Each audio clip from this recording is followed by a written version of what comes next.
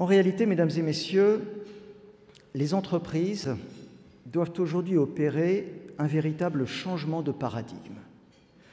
En 2010, nous avions choisi comme thème de notre baromètre la question suivante: rebond ou rupture? En 2012, cette question ne se pose plus. Elle ne se pose plus tout simplement parce que la rupture s'est imposée ou est en train de s'imposer à la plupart des entreprises. 3 conditions sont aujourd'hui nécessaires pour retrouver le chemin de la croissance et pour entreprendre. La première condition est de pouvoir investir. Les entreprises doivent prendre des risques et doivent les mesurer.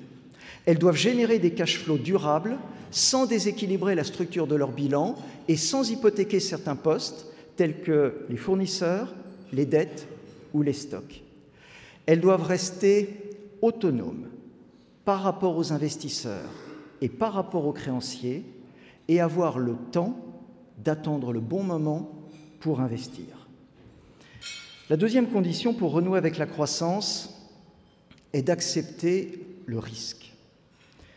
Les entreprises doivent donner une valeur financière au risque et doivent la suivre. La cartographie des risques n'est que la première étape qualitative en matière de gestion des risques. Il faut aussi donner une valeur quantitative au risque pris. Jusqu'à présent, les entreprises ont cherché à limiter les risques et à minimiser leurs coûts.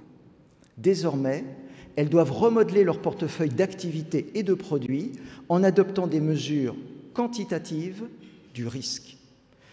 Cela les conduira soit à accepter d'avoir des activités moins rentables, soit à se séparer des activités insuffisamment rentables.